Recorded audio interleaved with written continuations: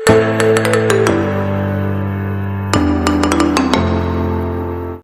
मैं कविता भारती। आप देख रहे हैं खबरें न्यूज 24। आइए देखते हैं इस वक्त की खबर जो प्रयागराज से। प्रयागराज। मुख्यमंत्री योगी आदित्यनाथ ने कहा, प्रयागराज सिटी का कायाकल्प करने का कार्य लगभग पूरा हो चुका है। 200 से अधिक सड़कें बनाने की कार्रवाई पूरी हो चुकी है। सिटी के अंदर सौंदर्यकरण के तमाम कार्य किए गए हैं। रेलवे स्टेशन पर भी व्यवस्था की गई है ताकि आने वाले श्रद्धालुओं को सुविधा मिले। मेला प्राधिकरण ने लगभग 5000 एकड़ क्षेत्र में प्रयागराज को जोड़ने वाले मार्गों पर संगम से 2-5 किलोमीटर की दूरी पर पार्किंग स्पेस को भी सक्रिय कर दिया है। सुरक्षा की पुख्ता व्यवस्था होगी। महाकुंभ की यह पावन बेला 144 वर्षों के बाद आ रही है और देश दुनिया इस महाकुंभ का साक्षी बनना चाहती है। प्रयागराज से एसएम रजा की खास रिपोर्ट। ये मेरा दायित्व बनता है कि मैं भी आपको इसके बारे में अवगत कराऊं, तो मैं सबसे पहले आपका स्वागत करता हूं। प्रयागराज मेले की दृश्य आपने देखा होगा। प्रयागराज सिटी की कायाकल्प करने का जो कार्य अब तक हुआ है, ये लगभग पूरा हो चुका है। 200 से अधिक सड़कें, सिंगल से डबल लेन, डबल से 4 लेन, 4 लेन से 6 लेन आदि बनाने की कार्रवाई ये पूरी हो चुकी है। 14 फ्लाईओवर या रोड ओवर ब्रिजेज, जिनमें 13 कंप्लीट हो गए, एक फाइनल स्टेज की तरफ आगे बढ़ रहा है। ये तो सिटी के अंदर अन्य सुंदरीकरण के तमाम कार्य किए गए हैं और सिटी के अंदर यह भी व्यवस्था की गई है कि रेलवे स्टेशनों पर होल्डिंग एरिया भी हो, उसके बाहर व्यवस्था की गई है, जिससे जो भी श्रद्धालु आए उन सब के लिए स्टेशन पे व्यवस्था है, ठीक, नहीं तो बाहर, नहीं तो उसके बाहर प्रशासन भी किया, रेलवे ने भी और जिला प्रशासन ने भी इसकी व्यवस्था को युद्ध स्तर पर आगे बढ़ाने का काम किया है। मेला प्राधिकरण ने यहां पर लगभग 5000 एकड़ क्षेत्रफल में प्रयागराज को जोड़ने वाले मार्गों पर संगम से 2 से 5 किलोमीटर की दूरी पर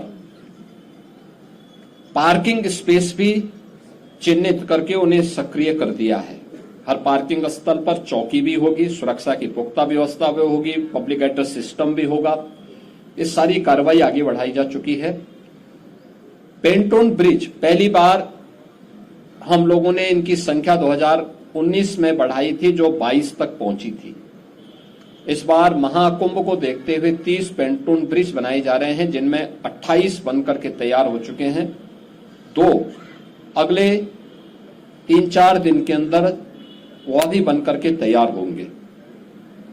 12 किलोमीटर का अस्थायी घाट यहां पर तैयार किया जा रहा है और लगभग वे सभी तैयार हैं। कुछ पक्के घाट बनाए जा रहे हैं। अरेल की ओर एक पक्का घाट बन रहा है, अगले 2-3 दिन के अंदर उसको भी कंप्लीट कर लिया जाएगा।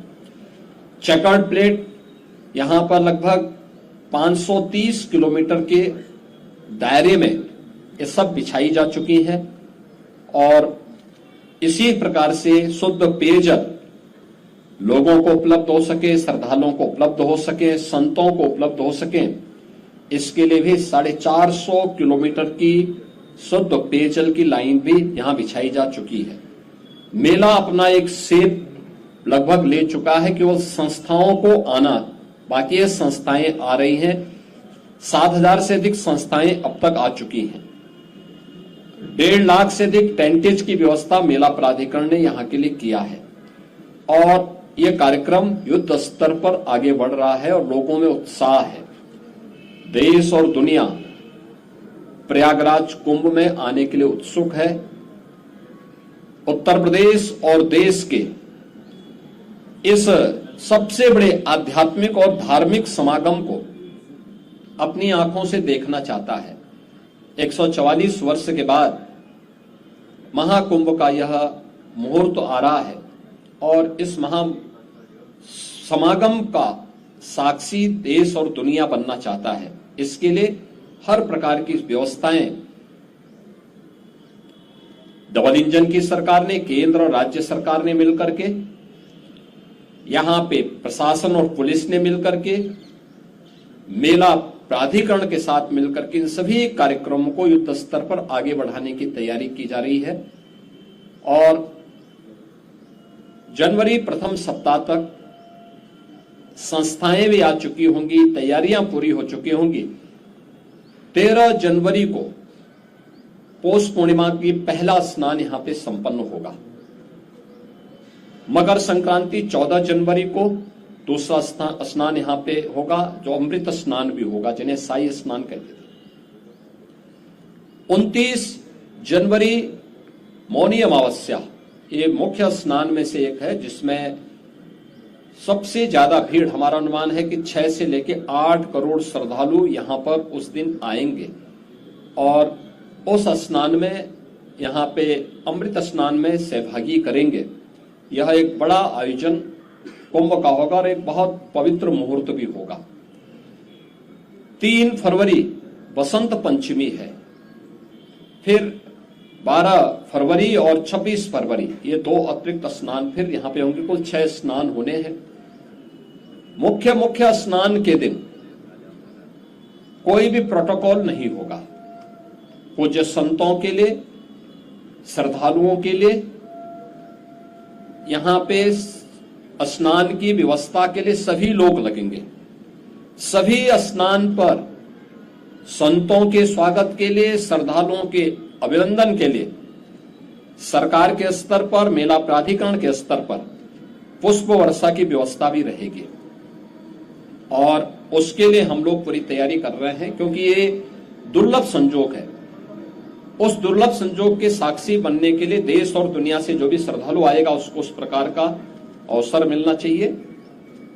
प्रकृति और परमात्मा की कृपा से, भगवान प्रयागराज की कृपा से, द्वादश माधव की कृपा और मां गंगा और मां यमुना की कृपा से ये पूरे कार्यक्रम सकुशल संपन्न हो। आज इस दृश्य से मैंने यहां बैठक की है, पूजा भी की है और आप सबके सहयोग से इस पूरे आयोजन को पूरी भव्यता के साथ यहां पे आयोजित करने का गौरव यहां पे डबल इंजन की सरकार को प्राप्त होगा, प्रयागराज मेला प्राधिकरण को प्राप्त होगा और प्रयागराज वासियों को प्राप्त होगा।